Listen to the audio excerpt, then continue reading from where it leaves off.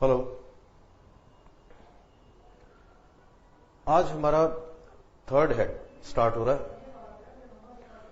Income from salary और income from house property. दो heads हमने पढ़ लिए।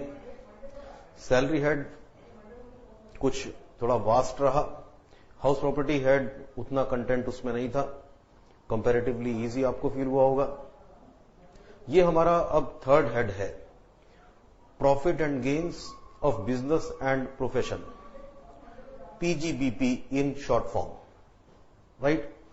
थोड़ा पीजीबीपी इस हेड के बारे में पहले मैं आपको एक जनरल फीलिंग जो बच्चों में होती है वो बताऊंगा। नॉर्मली स्टूडेंट्स ये फील करते हैं, उनको एनवायरनमेंट से भी ऐसा ही मैसेज मिल रहा होता है जब अपने सीनियर से बात करते हैं कि पीजीबीपी जो है वो एक डिफिकल्ट हेड है। It is a bit difficult in comparison to other heads. ऐसा स्टूडेंट्स को ये एक फील आता भी है और खुद उनको लगता भी है, राइट। वास्तव में पीजीबीपी ये जो हमारा हेड है इसमें कंटेंट बहुत है। कंटेंट तो इसमें बाकी सभी हेड से सबसे ज्यादा है, लेकिन सिर्फ कंटेंट के ज्यादा होने की वजह से क्या हम इसको डिफिकल्ट भी कह सकते हैं? पीजीबीपी हेड डिफिकल्ट नहीं है। पीजीबीपी हेड वास्तव में इजी टू अंडरस्टैंड हेड है। सिर्फ वॉल्यूम के ज्यादा होने से, सेक्शंस थोड़े से ज्यादा होने से, प्रोविजंस ज्यादा होने से हमें बिल्कुल नहीं कह सकते कि भाई इसके अंदर में डिफिकल्टी लेवल बाकी हेड्स के कंपैरिजन में कुछ ज्यादा है। बल्कि मैं तो आपको ये बताऊंगा कि बाकी हेड्स के कंपैरिजन में डिफिकल्टी लेवल इसमें कंपैरेटिवली कम है। और ये आप फील कर जाएंगे जैसे ही आप 2 या 3 सेशन पीजीबीपी के देख लेंगे, जैसे ही आप प्रॉब्लम्स थोड़ी सी करनी स्टार्ट कर देंगे। ठीक है, हमें पीजीबीपी हेड की अंडरस्टैंडिंग इस तरीके से रहे कि ये हमें बिल्कुल सिंपल दिखे, उसके लिए हमारा पढ़ाने का एक पर्टिकुलर तरीका होगा। जब चीजें हमारे पास ज्यादा हों,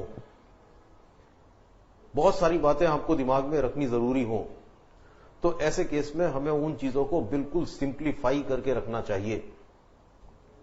इवन दो टैक्स लॉ का सब्जेक्ट है और लॉ में जो लीगल लैंग्वेज है वो मैटर करती है, लेकिन जब हम अपने पेपर्स के का जो तरीका है पूछे जाने का, एग्जाम्स का जो हमारे तरीका है पूछे जाने का सवालों का, तो हमें पता है कि primarily we are going to deal with the practical problems, या फिर थियोरिटिकल भी कुछ हमसे पूछा लेते हैं वो। तो हम जो इस हेड को पढ़ेंगे उसमें हमारा जो प्राइम एम रहेगा वो ये रहेगा कि पेपर में जो चीजें हमसे पूछी जा सकती हो वो हमें अच्छी तरीके से पता लग जाएं, उनमें हम रुके ना। मैं ट्राई करूंगा कि मैं जितनी भी इसमें टेक्निकल टर्म्स हैं या कोई वो कॉम्प्लिकेटेड कॉम्प्लेक्स लैंग्वेज यूज हो रही है उसको यूज ना करूं, बल्कि I would try to give you the entire chapter in the most lucid manner।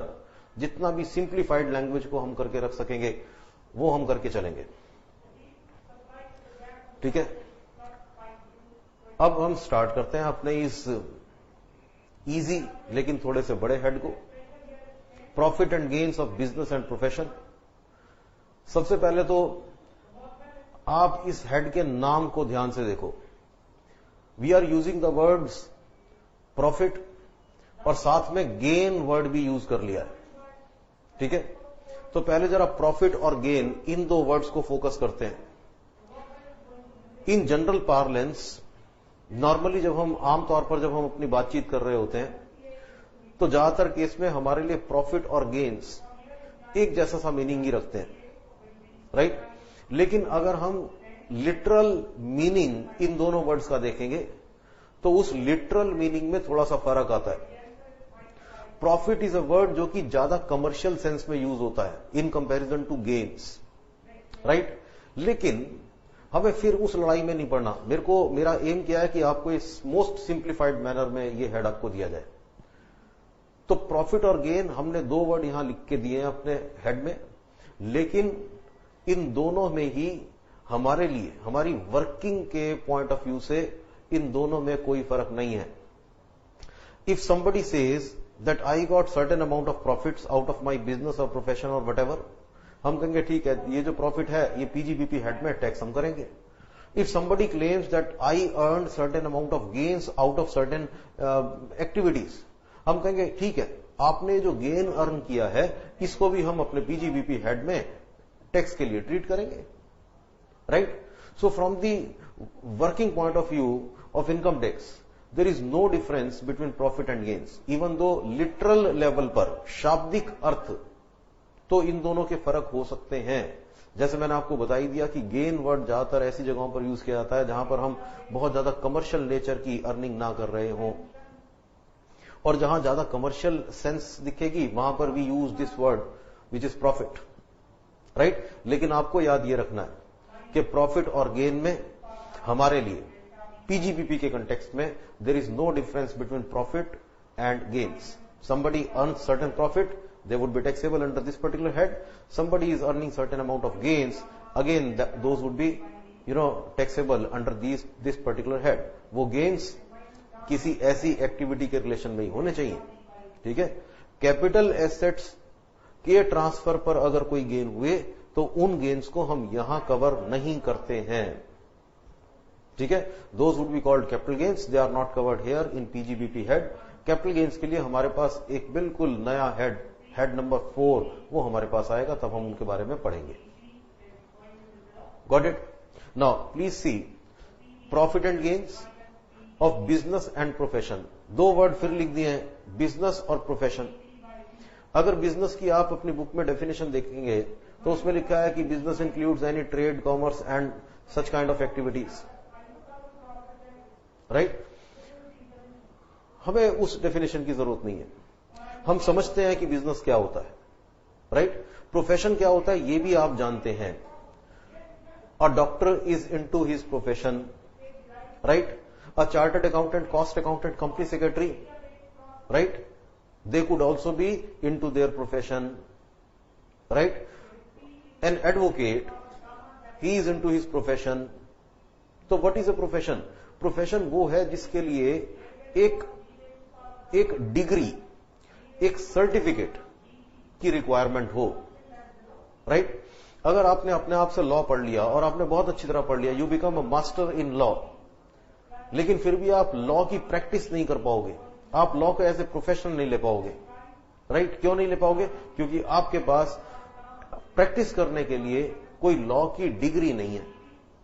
अगर आपने लॉ की डिग्री ले ली, yes, you can be into profession.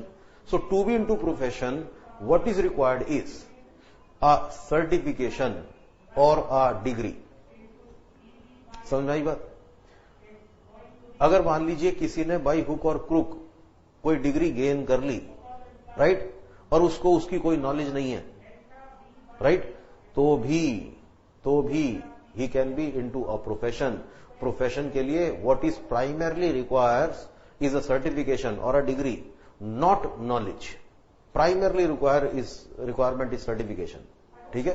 फिर आगे नॉलेज हो, बहुत अच्छी बात है। तो PGBP profit and gains, they would convey us the same meaning, हमारे लिए उनका सेम मीनिंग रहेगा। बिजनेस और प्रोफेशन, अगर कोई बिजनेस में है तो उससे जो वो अर्निंग कर रहा है वो भी इसी हेड में टैक्स होगी। अगर कोई प्रोफेशन में है तो प्रोफेशन की जो उसकी अर्निंग है वो भी हमारे इसी हेड में टैक्स होगी, राइट? एक और वर्ड है which is very similar to business and profession, and that word is vocation, VOCATION, vocation, right? Even though vocation word हमने यहां पर अपने हेड के नाम में डाला नहीं है, लेकिन vocation is something which is in between business and profession. तो जब बिजनेस भी डाल दिया, प्रोफेशन भी डाल दिया, तो वोकेशन अपने आप इसमें कवर हो चुके हैं। वोकेशंस होते क्या है? A carpenter is into his vocation, a carpentry is a vocation. Plumber जो है वो वोकेशन है। एक कारपेंटर को हु मेक्स अ फर्नीचर और से अ टेबल और एनीथिंग, राइट? तो वो फर्नीचर बनाने के लिए उसको क्या चाहिए, उसको स्किल्स चाहिए, पर्सनल स्किल्स रिक्वायर्ड हैं वोकेशन के केस में। अगर आप अपने घर में कोई वुडन जॉब करवाते हो, कोई लकड़ी का काम आप करवा रहे हो, तो आप कारपेंटर से ये नहीं पूछते हो कि दिखा तूने कहां से पढ़ा है, वो डिग्री लेके आ। आप उससे ये पूछ लेते हो कि हाँ भाई तेरा हाथ साफ है कि नहीं है, तेरे को काम करना आता है कि नहीं करना आता है, राइट। सो कारपेंटर, प्लम्बर, ये जो लोग हैं जो हाथ का काम करते हैं, उनको हम वोकेशन बोलते हैं। और वोकेशन भी बेशक पीजीबीपी हेड के इस नाम में नहीं आए हुए हैं, लेकिन फिर भी वोकेशंस हमारे यहां कवर हैं इसमें। So a carpenter who is earning his livelihood doing carpentry jobs, ऐसे केस में जो भी उसकी अर्निंग होगी वो भी पीजीबीपी हेड में कवर होगी। समझ गए? ये तो मैंने आपको बता दिया, आपका ये जो थर्ड हेड है इसका नाम और इसके नाम का मीनिंग, ठीक है। इन सब बातों को जो मैंने बताया वो आपने सुन ली, दैट वुड बी सफिशिएंट। इनको लिख के मैं आपका टाइम वेस्ट नहीं करूंगा, राइट। अब चलते हैं काम की बात पर आगे। जब हमने अपने हेड का नाम समझ लिया, अब आगे चलते हैं। देखो, इसमें सेक्शन 28 से लेके सेक्शन 44D तक के सेक्शंस इन्वॉल्व हैं हमारे इस हेड में। आपको याद होगा कि सैलरी हेड में, जो कि बड़ा हेड था, उसमें सिर्फ 3 सेक्शन इन्वॉल्व थे। हाउस प्रॉपर्टी हेड में 6 सेक्शन इन्वॉल्व थे, इवन दो हाउस प्रॉपर्टी में कंटेंट कम था, ठीक है। अब यहां चेक कर लो, यहां पर आपके पास में सेक्शन 28 से लेके 44D तक के हैं, और in number of sections there are sub sections also. इसका मतलब यहां पर अगर आप सेक्शंस की, प्रोविजंस की काउंटिंग करोगे तो बहुत ज्यादा है, कंटेंट ज्यादा है। मैं आपको 28 से लेके 44 तक में ब्रॉडली क्या क्या है, ब्रॉडली अगर मैं हर एक सेक्शन की प्रिसाइजली लिस्ट दूं तो फिर वो लिस्ट बहुत लंबी हो जाएगी, वो 2 पेज की आपकी लिस्ट हो जाएगी। लेकिन मैंने आपको पहले बताया, पीजीबीपी पढ़ाने में मेरा एम ये है कि जो जो मैं बोलता रहा हूं वो सब आपके दिमाग में जाके बैठता रहे। 28 से लेके 44D तक के प्रोविजंस, प्राइमरली क्या उनमें कंटेंट है, मैं उसको ब्रॉडली लिख के आपको दे रहा हूं, right. Now please see, first of all we got section 28 here, and this section 28 is the chargeability section of this head. Chargeability section आपको अच्छी तरह मैंने बता रखा है कि चार्जेबिलिटी सेक्शन, इसको हम बेसिस ऑफ चार्ज भी बोलते हैं। तो पहला जो है हमारा, दिस इज चार्जेबिलिटी सेक्शन, और सेक्शन 28 जो चार्जेबिलिटी है, जो बेसिस ऑफ चार्ज है यहां पर, वो है प्रॉफिट। और मैं आपको पहले ही एक बात बता चुका हूं कि प्रॉफिट में गेन्स को भी आप सम्मिलित माने, इंक्लूडेड माने, ठीक है। So the chargeability is on profit and profit includes gains also, and any kind of surpluses out of these kind of activities, right. तो सेक्शन 28 हमारे पास चार्जेबिलिटी का है। सेक्शन 29 हमें गाइड करता है, हमें डायरेक्शन देता है कि हमें बिजनेस प्रॉफिट्स कैसे वर्कआउट करने हैं, ठीक है। मैंने बोला बिजनेस प्रॉफिट, उसमें प्रोफेशन, वोकेशन सब अब इंक्लूड मान के चलो। So section 29 it would give you a direction about how to compute business profits. 29 में फिर लिख के हम आपको देंगे कि कंप्यूटेशन ऑफ बिजनेस प्रॉफिट्स। और यहां बिजनेस वर्ड जो है, मैं फिर रिपीट कर रहा हूं कि it covers vocation, it covers profession also. 29 section में हाउ टू कंप्यूट प्रॉफिट्स, ये हमें बताया हुआ है। नाउ उसके बाद सेक्शन 30 से और 36 तक, ठीक है, एक ग्रुप बना दिया पूरा। अब ब्रॉड क्लासिफिकेशन है ये तुम्हारे सेक्शंस की। नाउ सेक्शन 30 टू सेक्शन 36, ये जो हमारे सेक्शंस हैं, इनमें स्पेसिफिक एक्सपेंडिचर्स के ऊपर डिडक्शन हमें दे रखी है। स्पेसिफिक एक्सपेंडिचर्स के ऊपर डिडक्शन हमें बता रखी है। ये डिडक्शन का क्या मतलब है, कौन से स्पेसिफिक एक्सपेंडिचर है, सब हम पढ़ेंगे आगे। तो 30 और 36 की हम एक कैटेगरी बना सकते हैं, जिनमें हम कहेंगे कि certain deductions are expressly allowed against certain expenditures. नाम लिख के बताया कि इस एक्सपेंडिचर के लिए डिडक्शन है, इस एक्सपेंडिचर के लिए डिडक्शन है। ठीक है, तो फिर 30 से 36 को मैं क्या नाम दूंगा, हम इसको लिखेंगे दीज आर स्पेसिफाइड या एक्सप्रेस्ड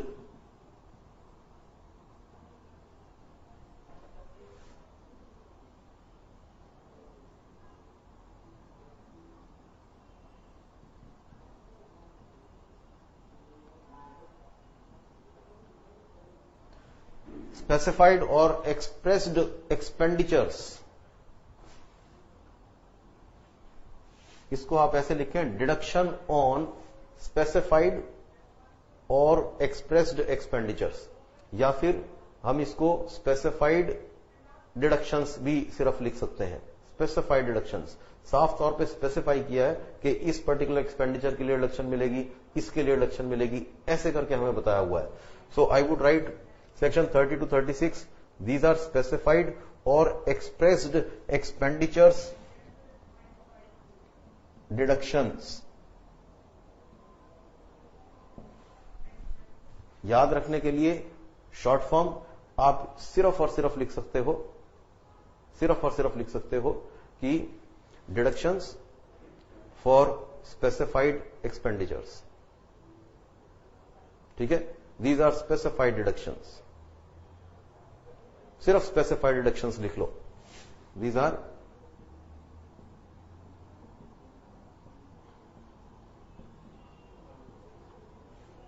ये एक्सप्रेस्ड हैं कि भाई ये इस खर्चे के अगेंस्ट डिडक्शन है।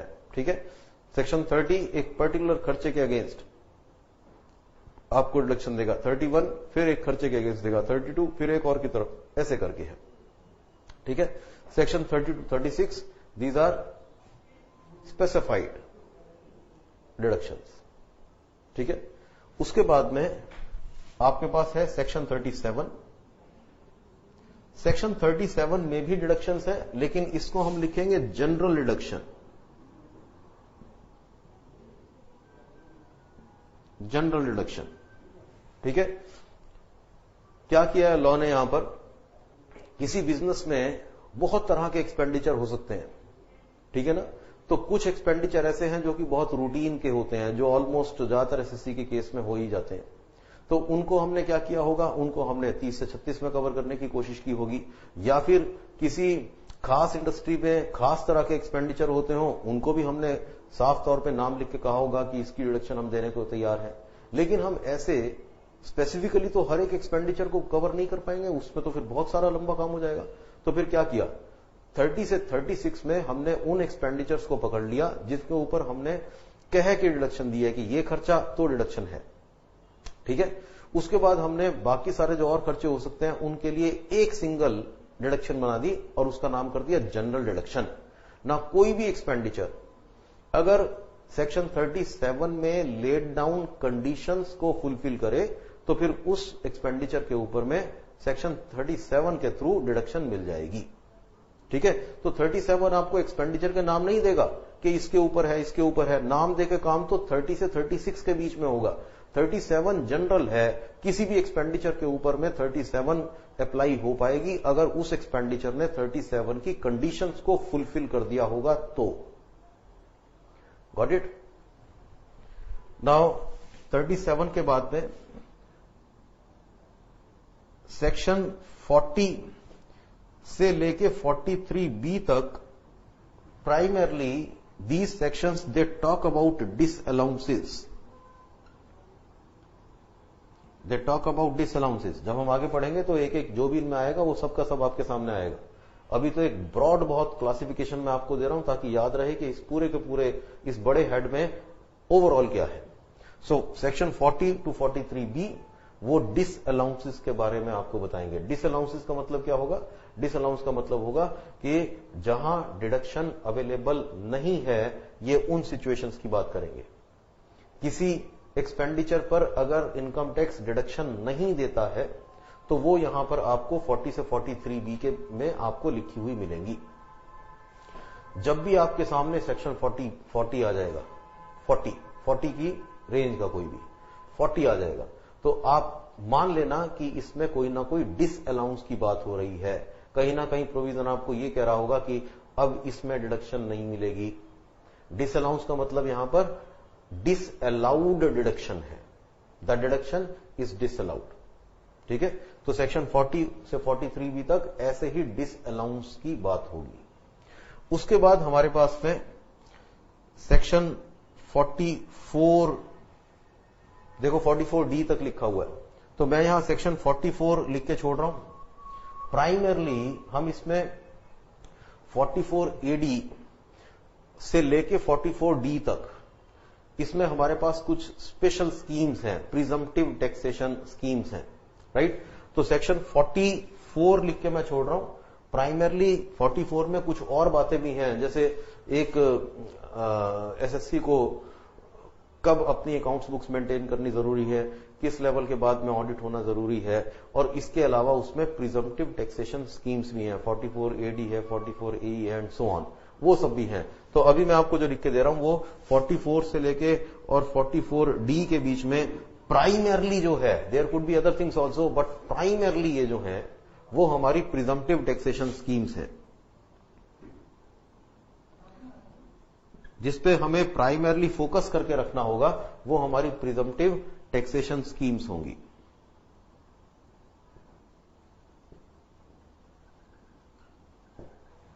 राइट। अब पूरे इस हेड को हमने सेक्शंस के बेस पर इस तरीके से देख लिया। सेक्शन 28 उसने इस हेड को स्टार्ट किया, वो बेसिस ऑफ चार्ज है, वो चार्जेबिलिटी सेक्शन है। सेक्शन 29 वो आपको डायरेक्शन देगा कि किस तरीके से प्रॉफिट वर्कआउट किए जाएं। 30 से 36 में आपके पास में स्पेशल डिडक्शंस होंगी जो खास एक्सपेंडिचर्स के ऊपर अलाउड है। सेक्शन 37 वो जनरल डिडक्शन होगा, और 40 से 43 आपको डिसअलाउड डिडक्शंस के बारे में बात बताएंगी। उसके बाद फाइनली थोड़े से थ्योरेटिकल एस्पेक्ट पढ़ते हुए हम लास्ट में प्रिजम्पटिव टैक्सेशन स्कीम्स को पढ़ेंगे। ये ओवरऑल व्यू है आपके इस हेड का। Now starting it with the first section, section 28, the chargeability section.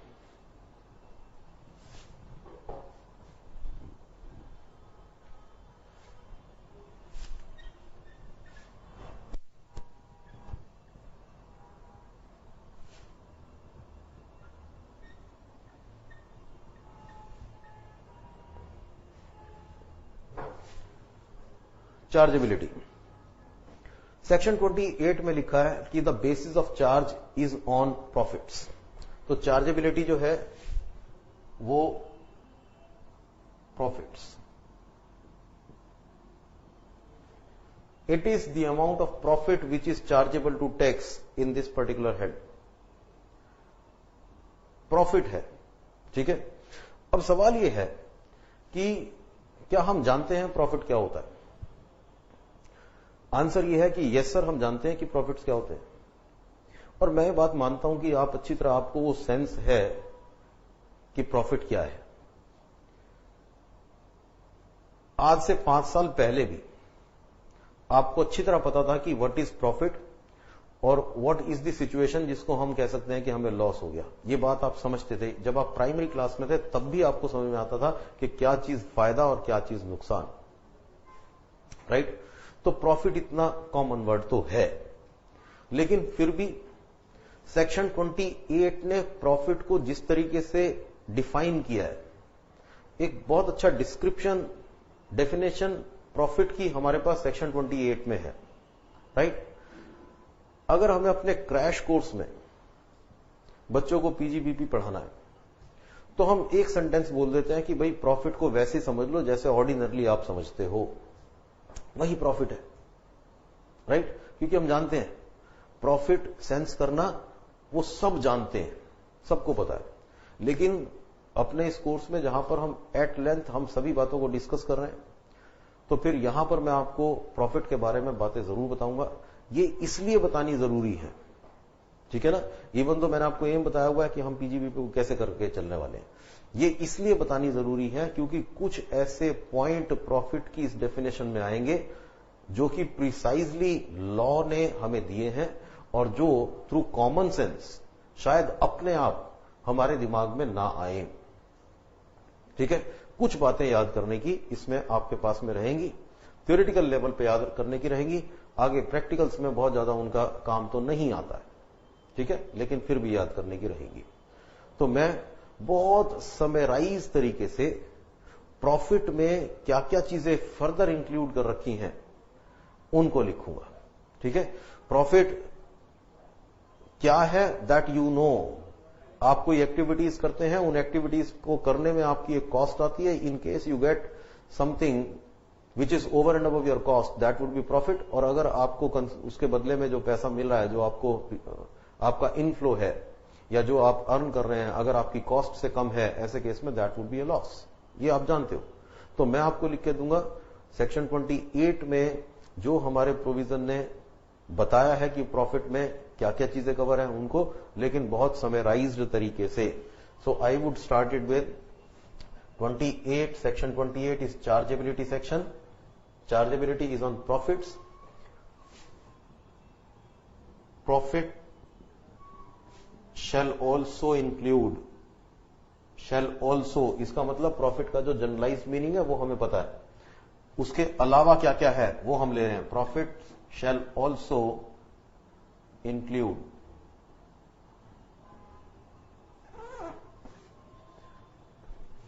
क्या क्या चीजें इस पे इंक्लूड हो सकती हैं। Now this is number 1। पहली बात देखिए, अगर किसी आदमी को जो कि बिजनेस में, प्रोफेशन में, वोकेशन में है, अगर उसको अ काइंड ऑफ कंपनसेशन रिसीव होता है, किस चीज के लिए, अपने किसी बिजनेस एग्रीमेंट के टर्मिनेशन या उसकी मॉडिफिकेशन ऑफ टर्म्स की वजह से, तो वो कंपनसेशन भी क्या चीज, प्रॉफिट में काउंट होगा। ठीक है, so point number 1, apart from the general meaning of profit, profit word में और क्या साथ में हमने इंक्लूड कर लिया। Number 1, this is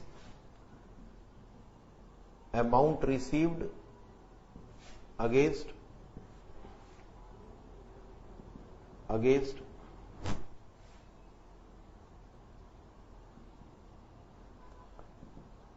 termination or modifications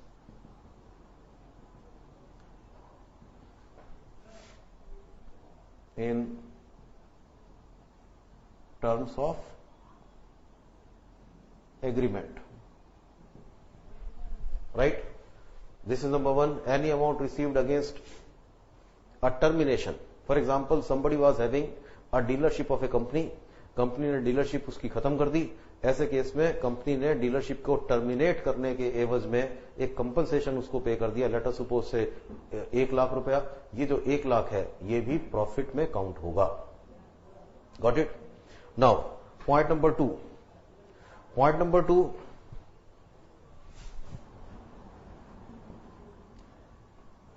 any amount received against, ठीक है, और ये थोड़ा सा जो मैं पॉइंट लिखने वाला हूं, थोड़ा आपको सरप्राइजिंग भी फील होगा इसमें। जैसे एक नॉन कॉम्पिटिंग फी होती है, नॉन कॉम्पिटिंग फी, आप एक एक्टिविटी ना करो, ठीक है, इसलिए अगर किसी ने आपको कुछ पे किया, ठीक है, तो फिर वो जो पेमेंट है that also amounts to profit, वो भी प्रॉफिट है। कैसे लिखेंगे हम इसको? Any amount received against not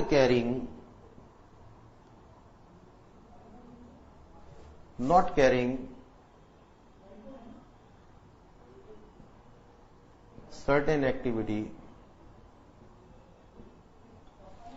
in relation to a business और समथिंग। ठीक है, in relation to a business, PGBP की बात कर रहे हैं तो बिजनेस की बात है, कोई घर की एक्टिविटीज की बात नहीं कर रहे हम। मैं समराइज तरीके से लिखूंगा ना, इसलिए any amount received against not carrying certain activities, right, in relation to a business. अगर तुम्हें किसी ने इसलिए पेमेंट की कि भाई आप ये एक्टिविटी मत करना, कैसे? एक लोकल मार्केट में ऑलरेडी एक शॉप है, मान लो वो शॉप जो है let us suppose printing stationery की शॉप है लोकल मार्केट में, ठीक है, और आप क्या कर रहे हैं, आप भी उसी लोकल मार्केट में, छोटी सी मार्केट में एक और स्टेशनरी की शॉप जाके ओपन करने की बात कर रहे हैं। अब जो दूसरे वाला है वो आपसे कह रहा है कि देखिए प्लीज यहां मत कीजिए, अगर आप नहीं करेंगे तो ऐसे केस में आई वुड पे यू दिस थिंग, आप जाके सेकंड ब्लॉक में कर लो, राइट। तो अगर उसने ऐसे आपको कुछ पे कर दिया, that would also amount to profit. समझ में आ रही है ना बात? अगर ये चीजें स्पेसिफिकली नहीं बताई जाएं, नहीं दी जाएं, तो शायद अपने आप से ये दिमाग में आने वाली नहीं है, ठीक है। तो any amount received against not carrying certain activities, right, और not sharing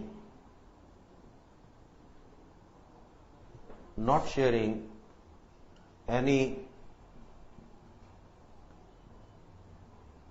technical know-how, patent, copyrights, etc.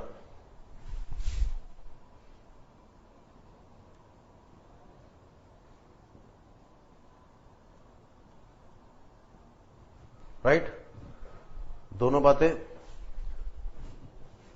पहली टर्मिनेशन या मॉडिफिकेशन ऑफ टर्म्स हुई, तब कुछ कंपनसेशन मिला, that would amount to profit. Second case में अगर आपको किसी ने इसलिए कहा कि भाई ये बिजनेस मत करो, ये बिजनेस एक्टिविटी नहीं करनी, ठीक है, तब पेमेंट मिल गई, that is again amounts to profit, वो भी आपका प्रॉफिट है। Now point number 3। Point number 3 में, in case a businessman he gets certain perquisites. अब सैलरी में तो आपने परक्विजिट पढ़े हुए हैं, वहां समझ में आया था कि एम्प्लॉयर ने एम्प्लॉई को परक्विजिट्स दिए। बिजनेस में परक्विजिट कैसे मिलते हैं? ना let us suppose you are a dealer of a particular company, the company has given you a target. Dealers के टारगेट होते हैं। The company has given you a target, a sales target, and you achieve that target. जब when you achieve that target, तो फिर company ने क्या किया? Late us suppose company ने आपको एक कार दे दी, ठीक है, तो ये जो कार आपको मिल गई है ये परक्विजिट है। तो perquisite in relation to business, in case you receive certain amount of perquisites, that would also be included in profit, वो भी प्रॉफिट में काउंट होंगे। तो point number 3,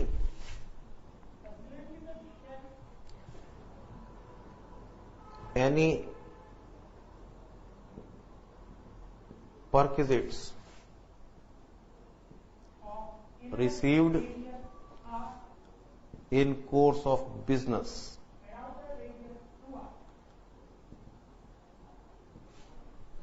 right? What else? Number 4, एक क्लब, ठीक है, जो कि सिर्फ अपने मेंबर्स को सर्विसेज प्रोवाइड कर रहा है। अगर एक क्लब अपने मेंबर्स को सर्विसेज प्रोवाइड करके it is getting certain amount of surplus, अपने ही मेंबर्स को सर्विस प्रोवाइड करने पर अगर क्लब को कोई सरप्लस हो गया है, that surplus is also included in this term here, profit, right? Now point number 4, any surplus to a club for providing services to its members, any surplus to a club from providing services to its members, from कर दो, from providing services to its members। ऐसा तो नहीं लग रहा कि sir जो है वो ज्यादा थ्योरेटिकल साइड पर पहुंच गए, ज्यादा थ्योरी देनी शुरू कर दी सर ने। तुम्हें तो पता ही है कि मेरा प्राइम जो एम रहता है वो ये रहता है कि प्रैक्टिकल प्रॉब्लम्स पेपर में कैसे आने वाली हैं, या क्या चीजें पेपर में थ्योरेटिकल पूछी जा सकती हैं, वो आपके सामने आनी जरूरी है। ये थ्योरेटिकल चीज जो लग रही है, प्रॉफिट जैसे कॉमन वर्ड की जो डेफिनेशन मैं आपको यहां पर दे रहा हूं, उसके पीछे का रीजन क्या है, जरा रीजन देखो, बड़े ध्यान से देखना, और बहुत इंपॉर्टेंट बात बता रहा हूं। अगर आप प्रॉफिट का ये पहला वाला पॉइंट पढ़ लो ना, ये पहला वाला पॉइंट क्या है कि the businessman is getting certain amount of compensation. Compensation, underline करो इस वर्ड को, कंपनसेशन, राइट। इसके बाद में जरा ये सेकंड वाला पढ़ो, amount received for not carrying certain activities. जब मैंने आपसे ये कहा था कि आपने दुकान खोलने की कोशिश की और सामने वाले ने कहा कि भाई ये लो, क्या आपको वास्तव में लगा कि ये बिजनेस प्रॉफिट हो सकता है? क्या आपके दिमाग में ये बात नहीं आई थी कि ये तो काइंड ऑफ कैपिटल रिसीट है? क्या आप लोगों को ये बात नहीं पता कि कंपनसेशंस generally are capital receipts, right? और देखो, इसको देखो, समझो आप बात को कि नॉर्मली कंपनसेशंस आर कैपिटल रिसीट्स, फिर कैसे वो प्रॉफिट में, राइट? यहां ये सारे थ्योरेटिकल पॉइंट देने के पीछे पर्पस ये है,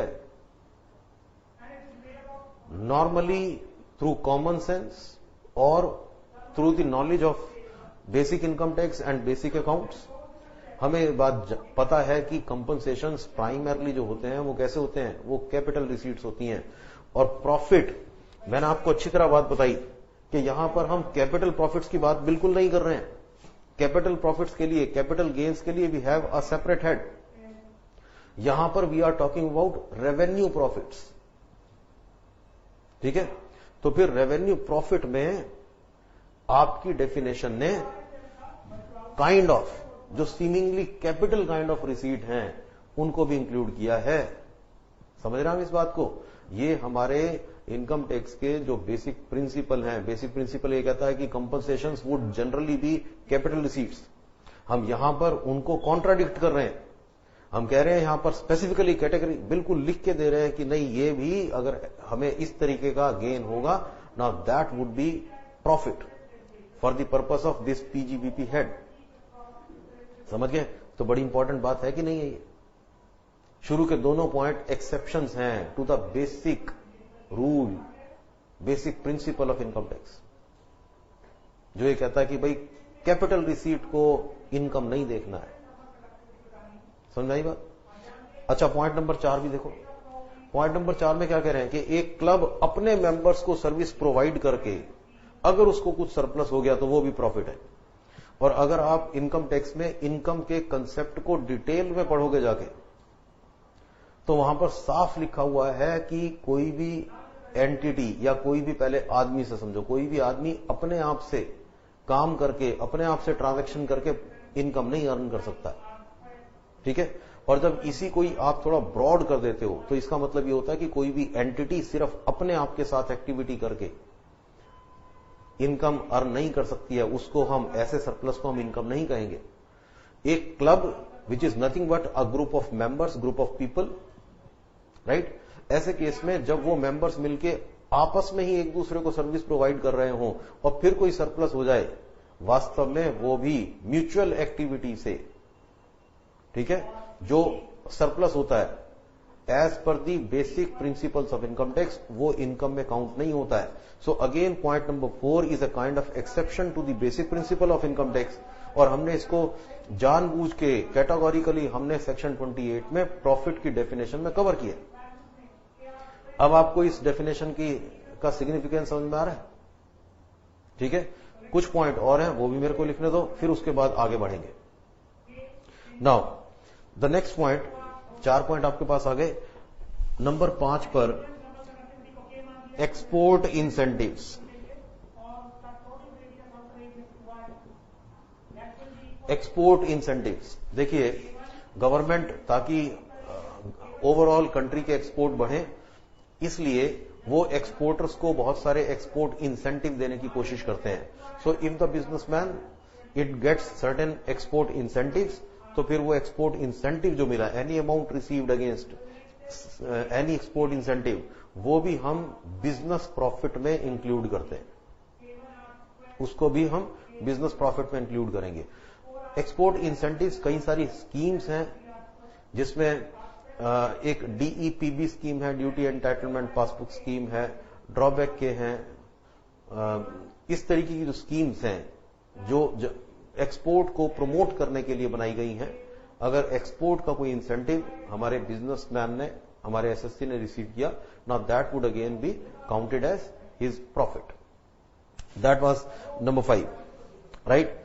नाउ नंबर 5 के बाद में पॉइंट नंबर 6। पॉइंट नंबर 6 में keyman insurance policy, any amount received against keyman insurance policy by the businessman himself, that would B profit. वो भी प्रॉफिट में इंक्लूड होगा। Amount received against keyman insurance policy, amount received against keyman insurance policy, right. अगर आपको ध्यान हो तो salary head में भी कीमैन इंश्योरेंस पॉलिसी का रेफरेंस आया था, यहां पर भी आ गया है, और जो हमारा 5वां हेड होगा वहां पर भी आया हुआ है। ठीक है, तो मैं एक बात आपको अभी बता रहा हूं कि आपको एक अलग से छोटा सा सेशन मिलेगा जिसमें कीमैन इंश्योरेंस पॉलिसी को डिटेल में एनालाइज किया जाएगा, समझाया जाएगा, और आपको वहां पर पता लगेगा कि कब कीमैन इंश्योरेंस पॉलिसी पीजीबीपी में आती है, कब कीमैन इंश्योरेंस पॉलिसी सैलरी, और कब अदर सोर्सेज में चली जाएगी। हालांकि साथ साथ भी आपको पता लग रहा है वहां कीमैन इंश्योरेंस पॉलिसी का पैसा थ्रू एम्प्लॉयर, एम्प्लॉई ने रिसीव किया था, इसलिए वो सैलरी हेड में चला गया था। यहां पर the businessman himself is receiving some amount against keyman insurance policy, इसलिए पीजीबीपी में आ रहा है। Got it? That is point number 6। Point number 6 के बाद में point number 7।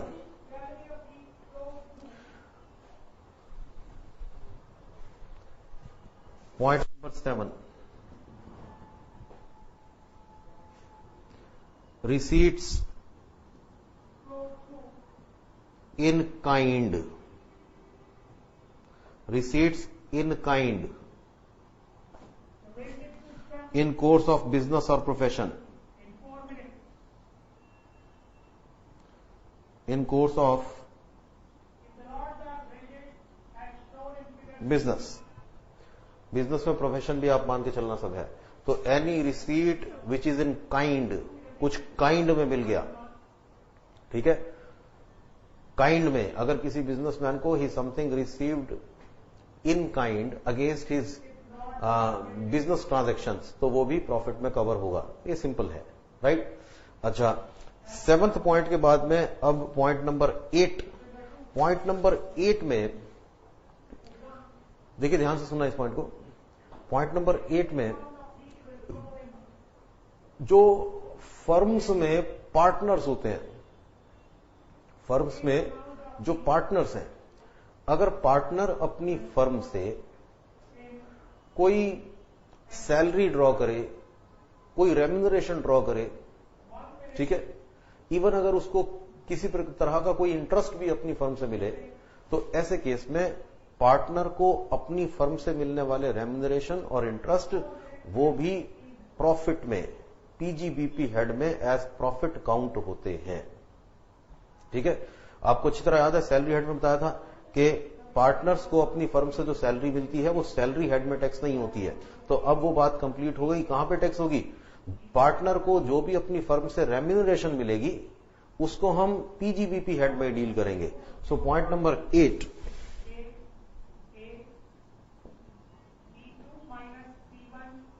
any remuneration, salary including interest also, any remuneration, interest received by a partner from his firm, अपनी firm से पार्टनर को जो रेम्यूनरेशन मिला, ठीक है, जो प्रॉफिट का शेयर मिला, जो रेम्यूनरेशंस मिले, जो इंटरेस्ट मिला, सब कुछ पीजीबीपी हेड में आता है, प्रॉफिट की तरीके से डील किया जाता है, right. Now number 9,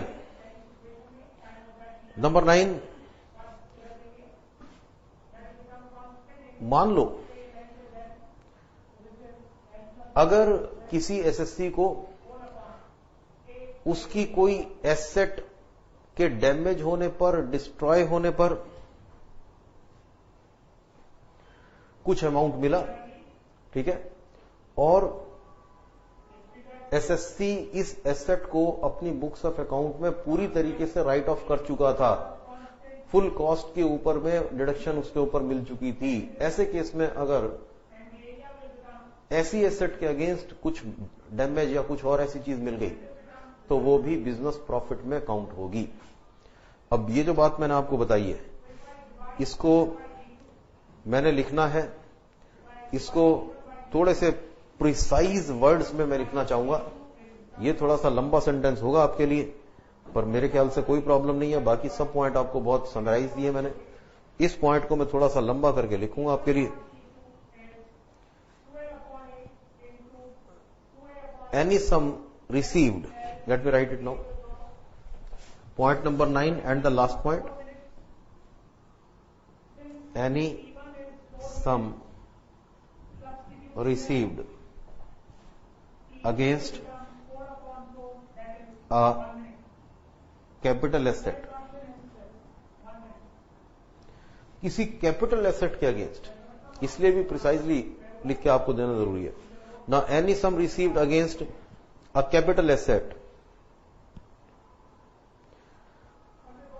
capital asset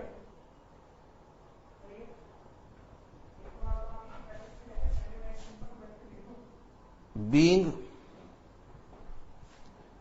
demolished or discarded, being demolished, discarded,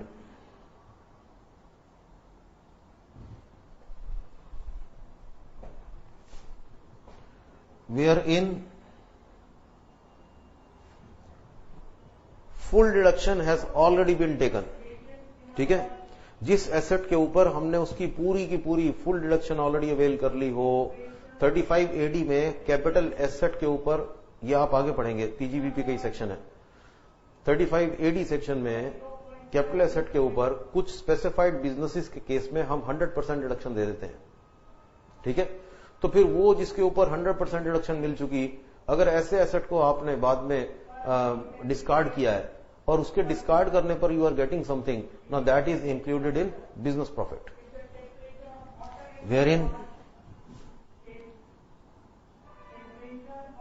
wherein 100% deduction has already been received, wherein 100% deduction is received। दोबारा से देख लो इसको। Any sum received against a capital asset being demolished और discarded wherein 100% deduction is received. किसी ऐसे capital asset के against जिसके ऊपर 100% डिडक्शन आप अवेल कर चुके हो, फॉर एग्जांपल 35 AD में मिल जाती है। ऐसे केस में जो भी डिस्कार्ड करने पर आपको उससे रिसीव हुआ, that would be taken as your business profits. एक बात का सिर्फ ध्यान रखना है कि ये जो कैपिटल एसेट यहां पर लिखा है, कैपिटल एसेट्स, इसमें एक स्टार मार्क लगा रहा हूं। यहां पर कैपिटल एसेट में 3 बातें जो हैं वो इंक्लूड नहीं होंगी। कौन कौन सी चीजें इसमें हम इंक्लूड नहीं करते हैं? नंबर 1 पर लैंड, गुडविल, और अगर आपने कोई फाइनेंशियल इंस्ट्रूमेंट्स को बेचा है, वो 3 बातें इसमें हम कवर नहीं करेंगे। क्या क्या? Except land, goodwill and any financial instrument.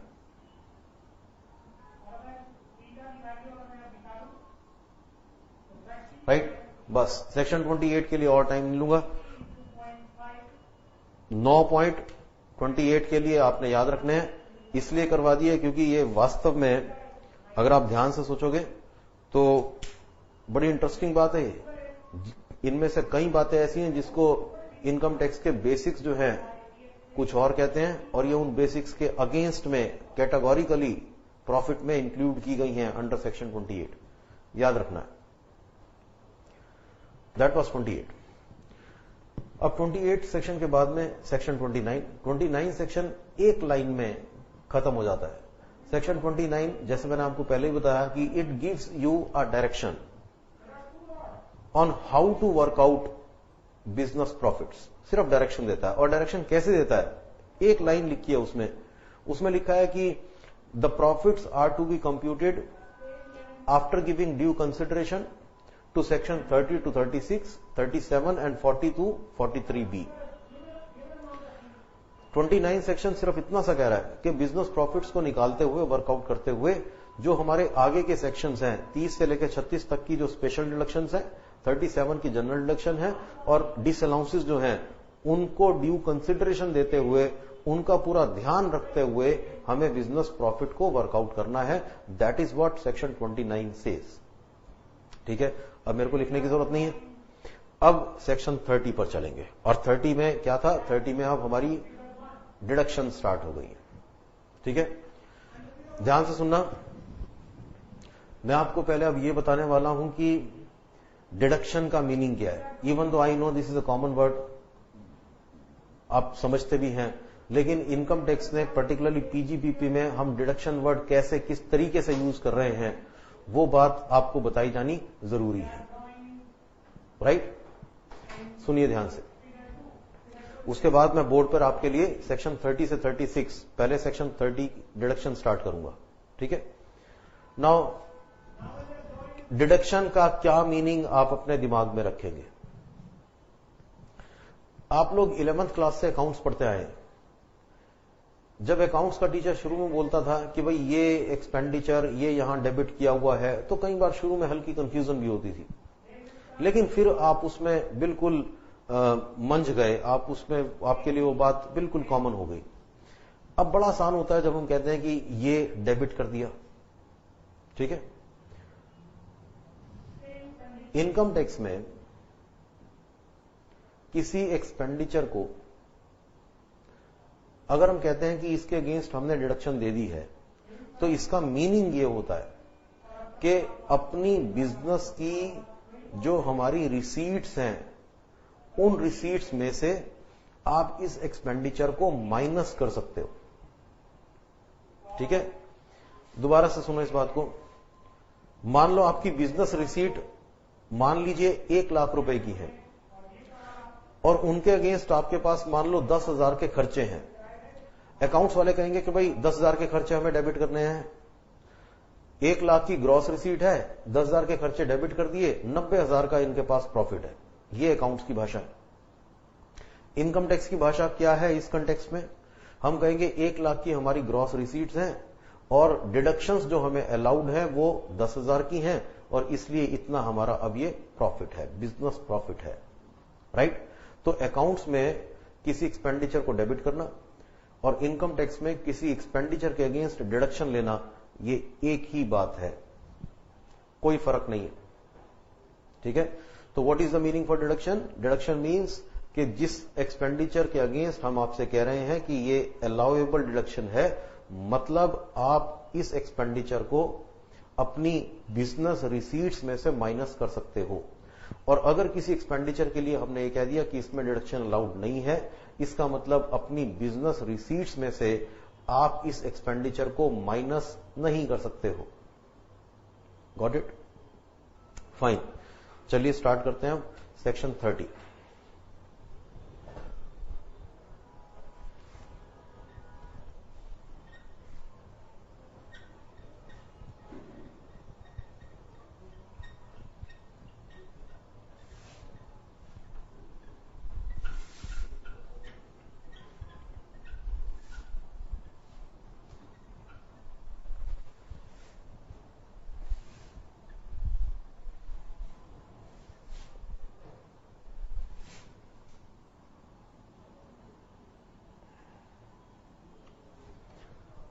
Section 30।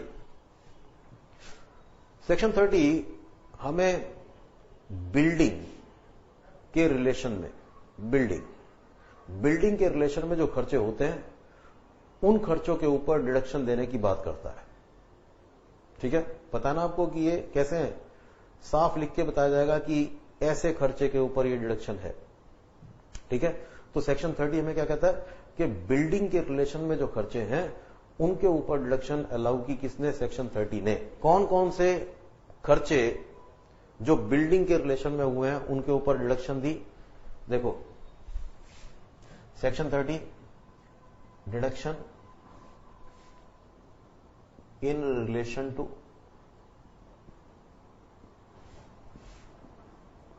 Expenditure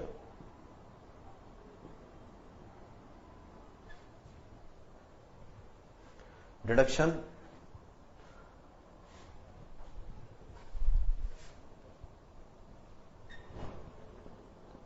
for expenditure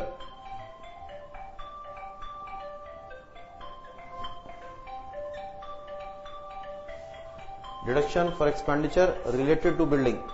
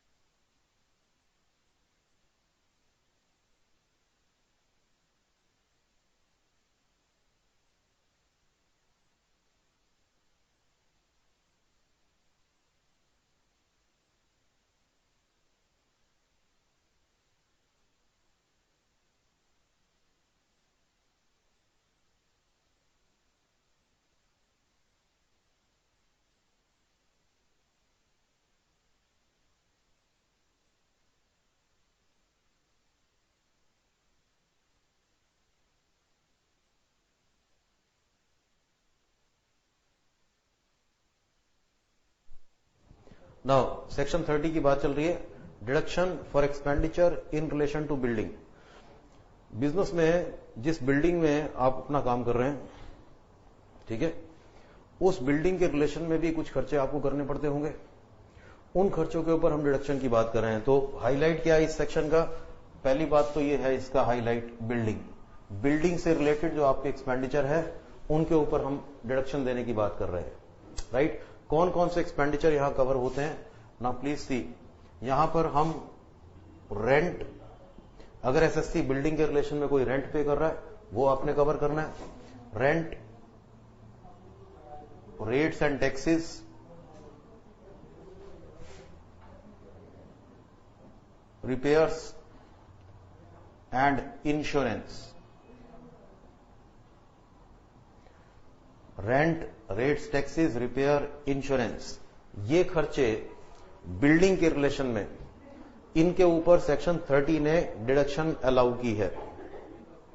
deduction allow करने का मतलब पता लग गया कि जो आपकी बिजनेस रिसीट होंगी उनमें से आप इन खर्चों को माइनस कर पाओगे। ये स्पेसिफिक डिडक्शंस हैं। जो बातें लिख दी, rent, rates, taxes, repair, insurance, बस बिल्डिंग के रिलेशन में इनके ऊपर सेक्शन 30 डिडक्शन लागू कर रहा है। अगर इसके अलावा और कोई होगा, बिल्डिंग के रिलेशन में आपने खर्चा किया हुआ, तो वो सेक्शन 30 से अलाउड नहीं है। Section 30 allows only these rent, rates, taxes, repair, insurance. बस ये खर्चे बिल्डिंग के रिलेशन में जो हमारे एसएससी ने किए, ठीक है, उनके ऊपर डिडक्शन लागू किया सेक्शन 30, राइट। अच्छा, अगर एसएससी किसी बिल्डिंग में टेनेंट है तो रेंट वो पे कर रहा होगा। हम कह रहे हैं कि यस, आप you can claim a deduction for rent. लेकिन अगर बिल्डिंग एसएससी ओन करता है तो फिर तो कोई रेंट पे करने की जरूरत ही नहीं है, रेंट पे करने की बात ही नहीं आएगी। ऐसे केस में रेंट की डिडक्शन की बात नहीं उठ सकती। अगर कहीं पर कोई एसएससी क्लेम करे कि हमें नोशनल बेसिस पर, क्योंकि दूसरा एसएससी जो है वो तो क्योंकि किराएदार है, वो रेंट पे कर रहा है, उसको डिडक्शन मिल रही है, हम मालिक हैं, तो नोशनल बेसिस पे हमारा भी इतना रेंट हो सकता था, तो हमें नोशनल बेसिस पर डिडक्शन दे दो। नोशनल बेसिस पर यहां कोई डिडक्शन नहीं है, ठीक है। If you are the owner of a building, तो ऐसे केस में आपको दूसरी डिडक्शन मिल जाएगी, जिससे डेप्रिसिएशन का फायदा आपको मिल जाएगा, जो कि एक टेनेंट को नहीं मिलता है, राइट। तो सेक्शन 30 ये पहली डिडक्शन थी आपकी, deduction for expenditure in relation to building, right. अब जब तक मैं ये ना लिखूं कि डिडक्शन कितनी है, तो फिर आपने ये मान के चल लेना, अगर सिर्फ डिडक्शन का है कि भाई डिडक्शन इज अलाउड, अगर ये कहा है तो इसका मतलब ये है कि full deduction is allowed, 100% deduction is allowed. यहां सेक्शन 30 में अगर आपने रेंट जो है मान लो साल में 5 लाख पे किया है, तो पूरे 5 लाख की डिडक्शन आपको मिल रही है।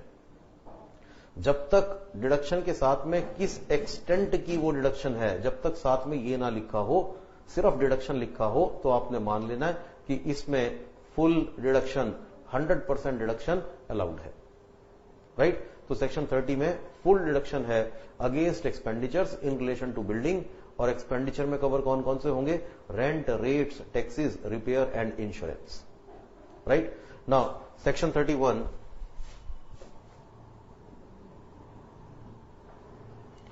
सेक्शन 31 में प्लांट एंड मशीनरी और फर्नीचर, प्लांट, मशीनरी, फर्नीचर, ठीक है, इनके रिलेशन में जो खर्चे हैं उनके ऊपर डिडक्शन मिलती है। सेक्शन 31 में this is deduction on account of expenditure in relation to deduction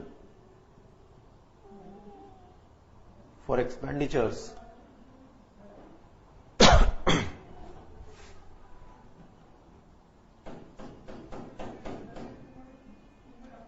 in relation to plant and machinery and furniture। कौन से एक्सपेंडिचर यहां कवर होंगे, प्लांट, मशीनरी, फर्नीचर के किस तरह के खर्चे यहां पर होंगे। एक बात ध्यान से समझ लो कि ये प्लांट, मशीनरी और फर्नीचर को एक्वायर करना, परचेज करने के एक्सपेंडिचर की बात नहीं कर रहे। जो ऑलरेडी आपके पास में एज एन एसेट रखे हैं प्लांट, मशीनरी और फर्नीचर, उन पे अगर आपको खर्चे करने पड़े, उन खर्चों के ऊपर डिडक्शन की बात है। कौन से एक्सपेंडिचर यहां पर कवर है, यहां पर एक्सपेंडिचर में सिर्फ और सिर्फ रिपेयर्स एंड इंश्योरेंस,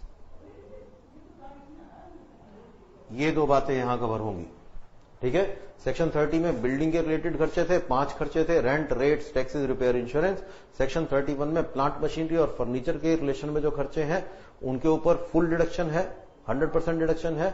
और इसमें खर्चे कौन से हैं, repair and insurance, that's it, ये दो सिर्फ, ठीक है ना। नेक्स्ट सेक्शन जो हमारे पास है वो है सेक्शन 32।